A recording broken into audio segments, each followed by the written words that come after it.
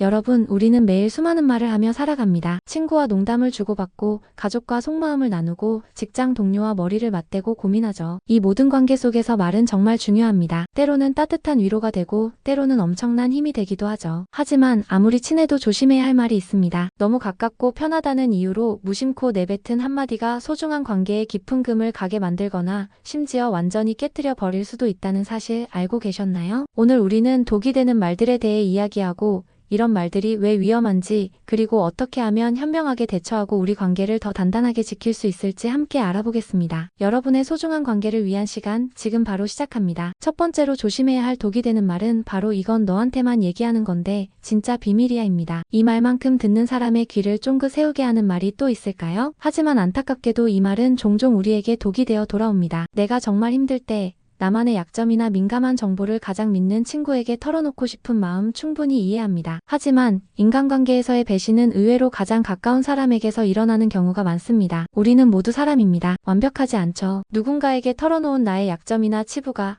나중에 그 관계가 틀어졌을 때 상대방의 가장 강력한 무기가 되어 나를 공격하는 데 사용될 수 있습니다. 여러분이 이 사람을 100% 신뢰한다 해도 그 사람의 감정이나 상황이 변할 수 있음을 항상 염두에 두어야 합니다. 진짜 비밀이야 라고 말하는 것은 사실 확성기를 켜고 지금 말하는 것과 똑같습니다. 내가 통제할 수 없는 방식으로 퍼져나갈 가능성이 언제든 존재한다는 거죠. 그러니 아무리 친해도 자신의 아주 숨겨져 있는 약점이나 치명적인 비밀은 드러내는 것에 항상 신중해야 합니다. 두 번째 독이 되는 말은 바로 험담입니다. 내가 진짜 비밀인데 너한테만 얘기할게 다음으로 많이 따라붙는 게 바로 다른 사람에 대한 험담이죠. 우리는 험담을 가볍게 생각할 때가 많습니다. 스트레스 해소용이라고 생각하기도 하고 별일 아니라고 치부하기도 하죠. 하지만 험담은 우리가 생각하는 것보다 훨씬 빠르게 퍼져나갑니다. 그리고 험담의 자리에 단순히 듣고만 있거나 맞장구만 쳤을 뿐인데 어느새 여러분이 험담의 주동자가 되어 있거나 그 험담의 내용이 여러분의 입에서 시작된 것처럼 오해받을 수도 있습니다. 험담은 결국 부메랑처럼 자신에게 돌아옵니다. 누군가를 험담하는 것은 그 사람에게 칼을 휘두르는 것과 같고 그 칼은 언젠가 나에게 다시 향할 수 있습니다. 험담은 관계의 신뢰를 무너뜨리고 결국 나 자신까지도 부정적인 사람으로 만들죠. 만약 험담하는 자리에 있게 된다면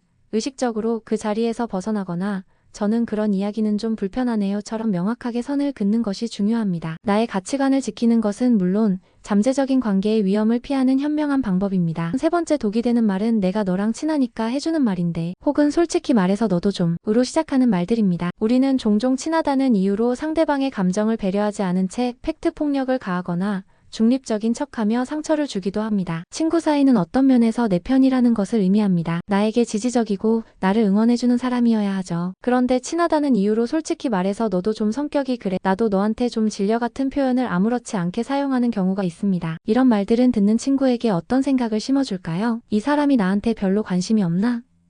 이 사람이 나한테 호감이 없나?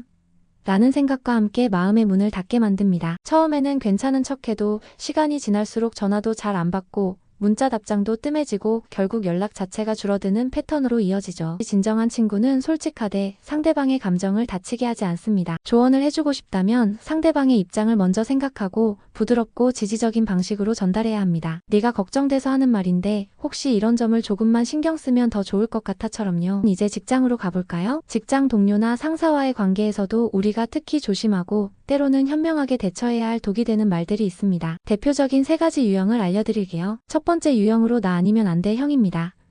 이들은 항상 자기중심적입니다. 뭔가 잘 되면 역시 내가 잘 지었네 라며 자신이 한 일에 대한 공만 취하고 일이 잘 안 되면 내가 잘 못해서 그렇다며 남 탓을 하는 경우가 많습니다. 팀워크가 중요한 직장에서 이런 유형은 주변 사람들을 지치게 합니다. 직접적으로 반박하기보다 공동의 목표와 팀의 성과에 집중하는 대화를 유도하세요. 이번 프로젝트는 저희 팀 모두의 노력이 빛을 발한 것 같아요.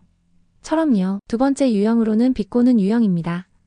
이 유형은 대놓고 공격하는 건 아니지만 은근히 비꼬는 말투로 사람을 기분 나쁘게 만듭니다. 김대리 그것도 몰랐어요? 라거나 칭찬인 줄 알았는데 뒤에 덧붙는 묘한 말들이 대표적입니다.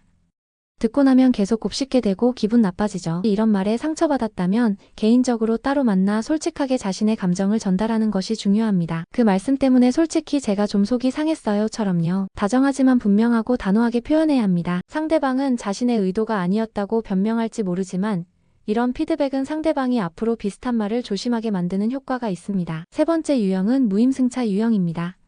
요즘 온라인 회의가 많아지면서 특히 두드러지는 유형인데요. 회의 때 화면을 끄고 있거나 자기 의견을 거의 내지 않는 사람들입니다. 저는 잘못해서 혹은 내가 좀 해줘라며 불쌍한 표정을 짓거나 커피 하나 가져다 주며 일을 떠넘기는 경우도 있죠.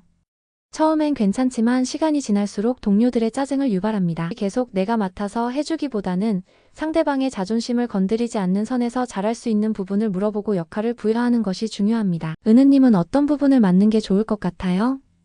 혹시 잘 못하는 부분이 있다면 이야기해주세요처럼 상대방의 의견을 묻고 협력적으로 역할을 재구성하는 방식으로 대화해야 합니다. 왜 이걸 안 했어? 왜 나한테만 밀어? 라고 공격적으로 말하면 상대는 더 회피하거나 방어적으로 변할 가능성이 큽니다. 지금까지 독이 되는 말들을 알아봤는데요. 그럼 이제 관계를 더 깊고 단단하게 만들어주는 마법의 대화법을 소개해드릴게요. 전혀 어렵지 않으니 꼭 따라해보세요. 상대방이 감정을 표현할 때 많이 힘들었겠네 하고 끝내기보다 구체적인 호기심을 보여주는 것입니다. 야, 나 되게 열받았잖아. 라고 말했을 때 힘들었겠네. 밥 먹으러 갈까? 대신 무슨 일이야? 누가 그랬는데? 라고 물어보세요. 요즘 너무 우울해 식욕도 없어 라고 할 때 언제부터 그랬던 건데? 라고 물어보면 그 감정이 시작된 시점과 중요한 스토리가 나오기 시작합니다.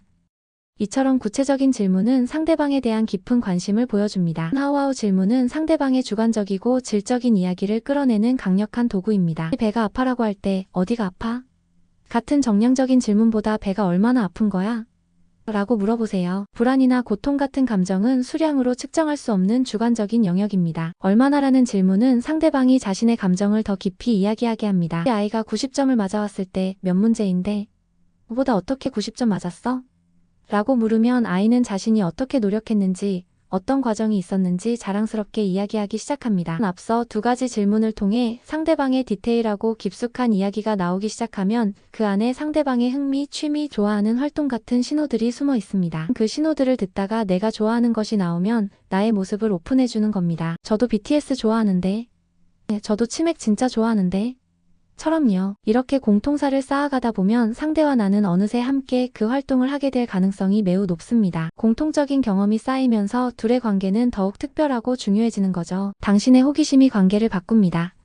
우리는 하늘을 날거나 눈에서 레이저를 쏘는 슈퍼히어로처럼 대단한 능력을 꿈꾸기도 합니다. 하지만 저는 가장 좋은 능력은 바로 사람의 마음을 얻는 능력이라고 생각합니다. 어떻게 하면 사람의 마음을 얻을 수 있을까요? 어떻게 하면 더 친해질 수 있을까요? 제가 앞서 말씀드린 대화법들을 한마디로 요약하자면 바로 상대에 대한 호기심입니다. 내가 관심받고 싶고 내가 이 사람과 친해지고 싶고 특별한 사이가 되고 싶다면 내가 먼저 상대에게 호기심을 보여주면 됩니다. 그 사람의 이야기에 진심으로 귀 기울이고 궁금해하고 공감하려는 노력이 바로 가장 강력한 말의 힘입니다. 여러분의 말 한마디가 소중한 관계를 지키고 더 나아가 여러분의 인생을 긍정적으로 변화시키는 마법이 될 수 있습니다. 오늘부터 여러분의 언어 습관을 조금만 더 신경 쓰고 주변 사람들에게 진심을 담은 따뜻한 말 한마디를 건네보는 건 어떨까요? 오늘 영상이 여러분의 관계에 작은 도움이 되었기를 바랍니다. 다음에 더 유익한 영상으로 찾아뵙겠습니다.